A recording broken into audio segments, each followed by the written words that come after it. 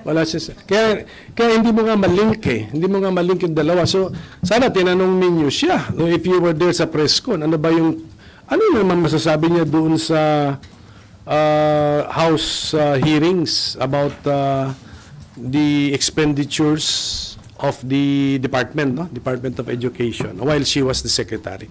Sana tinanong siya para nabigyan siya ng opportunity to respond. So how would that affect po your take on the proposed OVP budget, sir? Kasi wala ng confidential fund, sir, pero diba, sir, tinitingnan nyo din yung past, yung paggamit ng pondo in the past. Sa Senate, although nag-hearing kami using NEP figures, yun eh.